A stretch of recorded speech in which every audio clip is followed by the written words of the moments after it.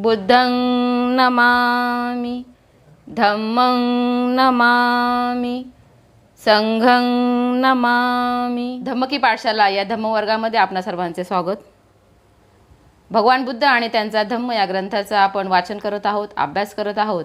आज आपण चतुर्थ खंड धर्म आणि धम्म यामध्ये भाग दुसरा, पारिभाषिक शब्द साम्यामुळे होणारे मौलिक भेद कसे अस्पष्ट राहतात, पुनर्जन्म 1 प्रास्ताविक, 2 पुनर्जन्म कशाचा, 3 पुनर्जन्म कोणाचा। पुनर्जन्म 1 प्रास्ताविक। मृत्यूनंतर काय होते हा प्रश्न वारंवार विचारला जातो। भगवान बुद्धांच्या समकालीनांमध्ये ह्याविषयी 2 भिन्न मते होती। पहिले मत शाश्वततावाद आणि दुसरे मत म्हणजे उच्छेदवाद। शाश्वततावाद आणि उच्छेदवाद अशा 2 प्रकारची भिन्न मते होती। आत्मा अमर असल्यामुळे जीवन शाश्वत आहे, पुनर्जन्माने जीवन पुढे चालू राहते असे शाश्वततावादी मानित असत। आत्मा हा अमर आहे आणि त्यामुळे पुनर्जन्मामुळे हे जीवन जे आहे पुढे चालू राहते असे शाश्वततावाद मानित असत। मृत्यू म्हणजे सर्वनाश, मृत्यूनंतर काही उरत नाही असा उच्छेदवादांचा सिद्धांत होता। भगवान बुद्ध हा शाश्वततावादी नव्हता, कारण शाश्वततावादात पृथक आणि अमर अशा आत्म्याचे अस्तित्व कल्पनावे लागते आणि त्यास तर बुद्धांचा विरोध होता। शाश्वततावादी यांचे मत अशा प्रकारचे होते की आत्मा आहे, त्याचे अस्तित्व आहे आणि तथागतांना हे मान्य नव्हते, त्यामुळे ते शाश्वततावादी नव्हते। भगवान बुद्ध हा उच्छेदवादी होते काय? आत्म्याचे अस्तित्व मानित नसल्याने बुद्ध हे स्वाभाविकच उच्छेदवादी असेल अशी अपेक्षा असणार। शाश्वततावादी बुद्ध जर नसतील तर मग उच्छेदवादी असतील काय असा प्रश्न आहे। परंतु आपण वस्तुतः उच्छेदवादी नसता आपणावर तसा आरोप केला जातो अशी बुद्धाने अलगद्दपम्म सूत्रात तक्रार केली आहे। तथागत म्हणतात मी उच्छेदवादी सुद्धा नाही आहे। ते म्हणतात माझी शिकवण वेगळी असता काही श्रमण आणि ब्राह्मण चुकीने मी उच्छेदवादी आहे आणि मानवजातीचे विघटन, विनाश आणि संपूर्ण उच्छेद होणार आहे असे मी शिकवितो असा मजवर आरोप करतात। तथागत म्हणतात काही श्रमण आणि ब्राह्मण मी उच्छेदवादी आहे आणि मानवजातीचं विघटन, संपूर्ण उच्छेद होणार आहे हे मी शिकवतो, हे माझ्यावर ते आरोप करतात। भगवान बुद्ध तर आत्म्याचे स्वतंत्र अस्तित्व मानित नाहीत, मग ते आपण उच्छेदवादी नाही असे कसे म्हणू शकतात? जर ते शाश्वतवादी नाहीत, उच्छेदवादी नाहीत असेही ते म्हणत असतील तर कसे काय? यातून एक प्रश्न उद्भवतो, तो असा की भगवान बुद्ध पुनर्जन्म मानतात काय? शाश्वतवादी नाहीत, उच्छेदवादी नाहीत तथागत, तर मग ते पुनर्जन्म मानतात का असा प्रश्न इथे निर्माण होतो। 2 पुनर्जन्म कशाचा? भगवान बुद्ध पुनर्जन्म मानतो काय? याचे उत्तर होय असे आहे। या प्रश्नाचे 2 भाग पाडणे योग्य ठरेल। 1 पुनर्जन्म कोणत्या वस्तूचा आणि पुनर्जन्म कोणत्या व्यक्तीचा। पुनर्जन्म जर तथागत मानत आहे तर त्यामध्ये 2 भाग आहेत, पुनर्जन्म कोणत्या वस्तूचा आणि कोणत्या व्यक्तीचा। या 2 प्रश्नांचा एक एक प्रश्न वेगळा होऊन विचार करणे बरे। पुनर्जन्म कशाचा या प्रश्नाचा प्रथम विचार करूया। भगवान बुद्धांच्या मते माणसाच्या अस्तित्वाचे 4 घटक पदार्थ आहेत, पृथ्वी, आप, तेज आणि वायू। तथागतांच्या मते पृथ्वी, आप, तेज, वायू हे घटक महत्त्वाचे आहेत। प्रश्न असा आहे की मृतदेह, मनुष्यदेह मृत झाल्यावर त्याच्या या 4 भौतिक घटकांचे काय होते? मृत शरीराबरोबर तेही मृत होतात काय? काही लोक म्हणतात होय। मनुष्यदेह हा मृत झाल्यानंतर जे 4 भौतिक घटक आहेत ते घटकांचे काय होते? ते घटक जे आहेत ते पण मृत होतात का? तर काही लोकांचे म्हणणे आहे होय। भगवान बुद्ध म्हणतात नाही, ते घटक पदार्थ आकाशात जे समान पदार्थ सामूहिक रूपाने आहेत त्यात मिसळून जातात। तथागत मात्र म्हणतात की हे जे घटक आहेत ते मृत होत नाहीत। आकाशामध्ये जे समान पदार्थ आहे समूह रूपामध्ये त्यामध्ये ते मिसळून जातात, तेव्हा हे 4 घटक आकाशात तरंगणाऱ्या समूहाला मिळतात, तेव्हा एक नवा जन्म होतो। आणि हे जे 4 घटक आहेत पृथ्वी, आप, तेज, वायू हे जे घटक आहेत ते आकाशात तरंगणाऱ्या समूहाला मिळाल्यानंतर एक नवीन जन्म तयार होतो. पुनर्जन्माचा भगवान बुद्धाला अभिप्रेत असणारा खरा अर्थ हा असा आहे. तथागतांचा पुनर्जन्म याचा जो अर्थ आहे तो अशा प्रकारचा आहे. या नव्या जन्मातील घटक पूर्वीच्या एका विशिष्ट मृत शरीरातून असू शकतील आणि जो हा नवीन जन्म आहे तो पूर्वीच्या मृत झालेल्या घटकांमधलाच असू शकेल. इथे एक गोष्ट लक्षात ठेवली पाहिजे की शरीर मरते पण त्याचे भौतिक घटक पदार्थ सदैव जगत असतात. शरीर जे आहे ते मृत पावते परंतु भौतिक घटकांचे सदैव जगत असतात हे घटक. अशा प्रकारचा पुनर्जन्म बुद्ध मानतात. सारिपुत्त आणि महाकोटीत यांच्या संवादात या विषयावर चांगलाच प्रकाश पडलेला आहे. असे म्हणतात की एकदा भगवान श्रावस्ती येथील अनाथपिंडकाच्या जेतवन आरामात वस्ती करीत असता महाकोटीत आपले सायंकाळचे ध्यान संपवून सारिपुत्ताकडे गेले आणि त्यांनी सारिपुत्तला आपल्या मनात डाचत असलेल्या काही प्रश्नांचे स्पष्टीकरण केले. महाकोटीत हे सारिपुत्त यांना काही प्रश्न करतात. ते प्रश्न पुढीलप्रमाणे. महाकोटीत म्हणतात, ध्यानाच्या पहिल्या अवस्थेत किती गोष्टी दूर केल्या जातात आणि किती मागे राखल्या जातात? सारिपुत्त म्हणतात, 5 दूर केल्या जातात आणि 5 मागे राखल्या जातात. विषय वासना, दुर्बुद्धी, आळस, चिंता आणि शंका ह्या दूर केल्या जातात आणि निरीक्षण, चिंतन, उत्साह, समाधान आणि चित्ताची एकाग्रता ह्या मागे राखल्या जातात. ध्यानाच्या ज्या पहिल्या अवस्थेमध्ये 5 गोष्टी दूर केल्या जातात आणि 5 मागे राहतात असे स्पष्ट सारिपुत्त यांनी केले. महाकोटीत म्हणतात, डोळे, कान, नाक, जिव्हा आणि स्पर्श ही पंचेंद्रिय घ्या. त्यांचे विषय पृथक आणि क्षेत्रे पृथक आहेत. त्यांचा विचार करू लागलो असता असा प्रश्न पडतो की त्यांचे अंतिम अधिष्ठान कोणते? या पंचेंद्रियांचे विषय आणि त्यांची क्षेत्रे यांचा उपभोक्ता कोण? त्यावर सारिपुत्त म्हणतात, मन हेच अधिष्ठान आहे आणि मन हेच उपभोक्ता आहे. महाकोटीत म्हणतात, ही पंचेंद्रिय कशावर अवलंबून आहेत? सारिपुत्त म्हणतात, चेतनेवर. चेतना कशावर अवलंबून आहे? सारिपुत्त म्हणतात, उष्णतेवर.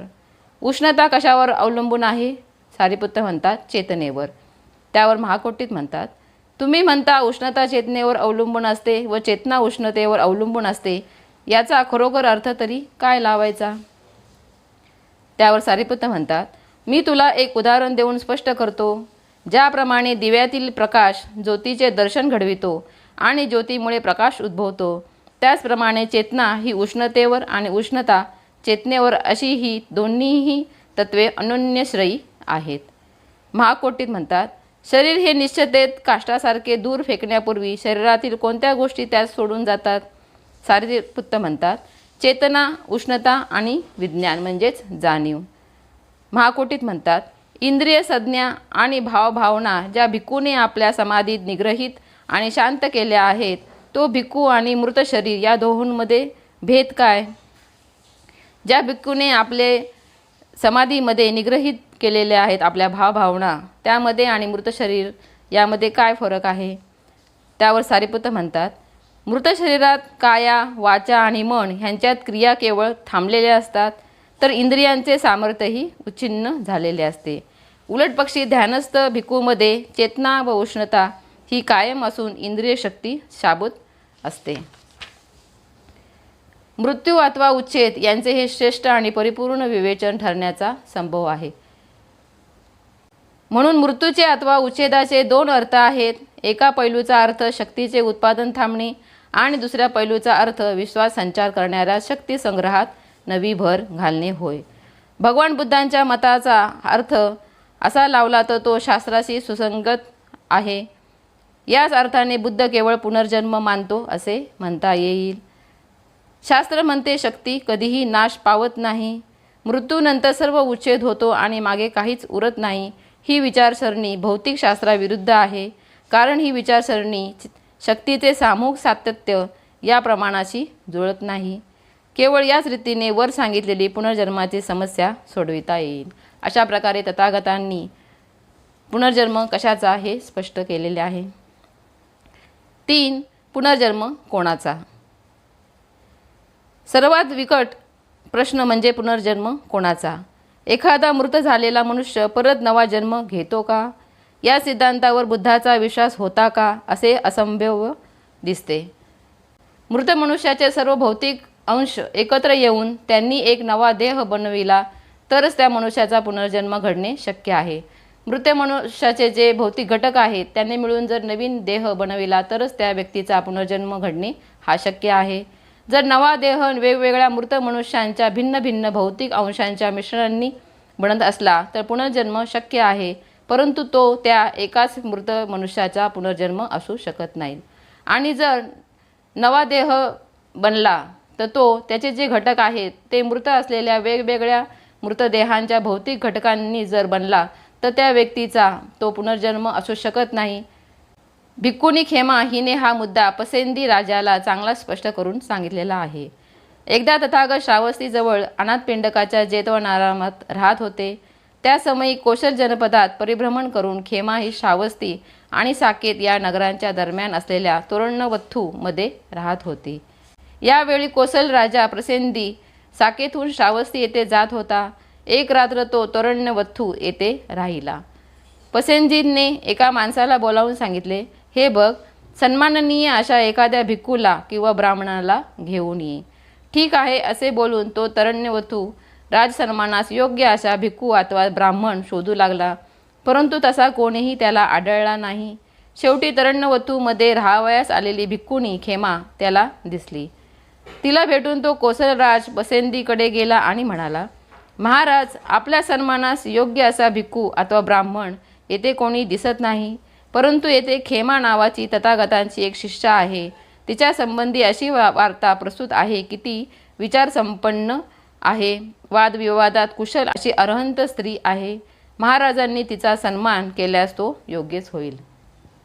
हे ऐकल्यावर कोसंदी प्रसेंदी भिक्खुनी खेमाला भेटण्यास गेला. तिच्या समीप गेल्यावर तिला अभिवादन करून तो बाजूला बसला आणि म्हणाला, या विषयासंबंधी आपले म्हणणे काय आहे? मृत्यूनंतर तथागतांचे अस्तित्व राहते काय? कोसल राजा पसेंजीत भिक्खुनी खेमा यांना प्रश्न करतात की मृत्यूनंतर तथागतांचे अस्तित्व राहते का? महाराज, हे गूढ तथागतांनी स्पष्ट केले नाही असे भिक्खुनी खेमा म्हणते. तथागतांचे मृत्यूनंतर अस्तित्व राहते काय असा प्रश्न विचारला असता त्याचे उत्तर तथागतांनी सांगितले नाही असे म्हणतात व दुसऱ्या प्रश्नाचीही तशीच उत्तरे देतात. तथागतांनी हे गूढ उकलून न सांगण्याचे काय कारण असावे बरे? महाराज, या बाबतीत मी आपल्यालाच एक प्रश्न विचारीन आणि आपणास योग्य वाटेल तसे उत्तर द्या. महाराज, आपणाजवळ असा कोणी गणिती आहे काय की जो गंगेतील वाळूकणांची शेकडोंनी, हजारांनी आणि लक्षांनी गणती करू शकेल? पसंतीत राजाने जेव्हा विचारले की तथागतांचे मृत्यूनंतर अस्तित्व आहे काय, यावर भिक्खुनी खेमा त्यांना प्रश्न करते, नाही, तसा कोणीच नाही. मग तुमच्याजवळ असा कोणी गणिती आहे काय की जो समुद्रात इतके करोड, इतके हजार, इतके लाख माप पाणी आहे हे सांगू शकेल? कोणी गणिती आहे की ज्याचं मोजमाप करेल अशी खेमा भिक्खुनी विचारते. नाही, असा कोणीच नाहीत, राजा प्रसेंजीत म्हणतात. असे का? कारण समुद्र खोल, अमर्याद आणि अगाध आहे. त्याचे मोजमाप होऊ शकत नाही, कारण समुद्र जो आहे तो अमर्याद आहे. त्याचप्रमाणे महाराज, तथागतांनी देह परित्यक्त केल्यावर ते मुळापासून छेदलेल्या तालवृक्षासारखे परत पुन्हा उगवणार नाहीत. तथागतांच्या देहासंबंधी काय सांगता येईल? तथागत शरीर विमुक्त झाल्यावर समुद्रासारखेच अमर्याद आणि अगाध आहेत. अशा स्थितीत तथागतांना मृत्यूनंतर अस्तित्व आहे अथवा नाही, किंवा आहे आणि नाही असे कोणतेही विधान लागू शकत नाही. तथागत जे आहेत ते मुळापासून त्यांनी छेदलेल्या वृक्षाप्रमाणे पुन्हा ते उगवणार नाही, कारण त्यांचे शरीर जे आहे ते विमुक्त आहे, समुद्रासारखे अमर्यादित आहे. तथागतांची त्यांच्या वेदनांवरून व्याख्या करून गेल्यास त्या वेदना तथागतांनी परित्यक्त केल्या आहेत, आमूलाग्र नाहीसा केलेल्या आहेत. वेदना विमुक्त असे तथागत थोर समुद्राप्रमाणे अमर्याद आणि अगाध आहेत. तेव्हा मृत्यूनंतर तथागतांचे अस्तित्व राहते अथवा राहत नाही, किंवा राहते आणि राहत नाही ही विधाने तथागतांना लागू पडत नाहीत. त्याचप्रमाणे संज्ञा, संस्कार, विज्ञान यांच्या आधारे तथागतांची व्याख्या करू लागल्यास तीही त्यांना लागू पडत नाहीत. ज्याप्रमाणे तथागत हे विमुक्त आहेत, ते अमर्याद आणि अगाध आहेत. त्याचप्रमाणे संज्ञा, संस्कार, विज्ञान ही जी विधाने आहेत, ही जी व्याख्या आहे, ते सुद्धा त्यांना लागू पडत नाहीत. कारण या सर्वांपासून समूळ विमुक्त झालेले तथागत हे थोर समुद्रासारखे अमर्याद आणि अगाध आहेत. खेमाचे हे शब्द ऐकून कौशलराजा प्रसेनजित आनंदित झाला. आपल्या जागेवरून उठला, तिला नमस्कार केला आणि तो निघून गेला. दुसऱ्या एका प्रसंगी प्रसेनजित तथागताकडे गेला असता त्यांना अभिवादन करून त्याने विचारले. तथागतांकडे दुसऱ्या दिवशी प्रसेनजित राजे गेले. भगवान, मग तथागतांना मृत्यूनंतर अस्तित्व नाही असे म्हणता येईल काय? तथागतांना प्रसेनजित राजा प्रश्न करतो की तथागतांना मृत्यूनंतर अस्तित्व नाही असे म्हणायचे का? महाराज, यासंबंधी मी काहीही म्हटले नाही असे तथागत म्हणतात. मग भगवान, मग तथागतांना मृत्यूनंतर अस्तित्व आहे असे म्हणता येईल का? जर अस्तित्व नाही तर मग अस्तित्व आहे असे म्हणता येईल का, असा प्रश्न राजा प्रसेनजित करतात. महाराज, मी तसेही म्हटलेले नाही असे तथागत त्यांना म्हणतात. नंतर त्याने खेमाला विचारलेले दुसरे प्रश्न विचारले. भिकुनी खेमा हिला जसे प्रश्न विचारले तसेच प्रश्न तथागतांना सुद्धा प्रसेनजित राजांनी विचारले. भगवान, मी जेव्हा आपणाला विचारतो मृत्यूनंतर तथागतांना अस्तित्व आहे काय अथवा नाही काय, तर आपण म्हणता मी ते सांगितले नाही. तर भगवान, ह्या न सांगण्याचे कारण काय? जर अस्तित्व आहे, अस्तित्व नाही याचे जर आपण कारण सांगत नाहीत तर त्यामागचे काय कारण आहे?